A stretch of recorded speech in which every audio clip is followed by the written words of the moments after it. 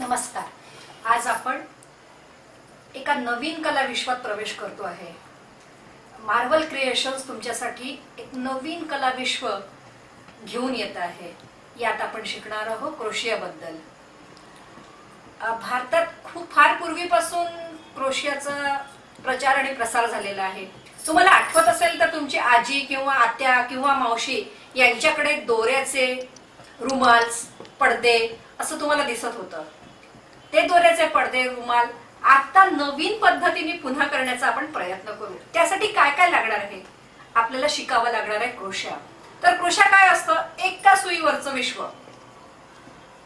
फक्त एक सुई, आणि त्याच्या अग्रावर इतकं कलाविश्व साकारलेलं आहे, त्यातून इतकं कलाविश्व निर्माण होतं की तुम्ही पाहून थक्कच व्हाल.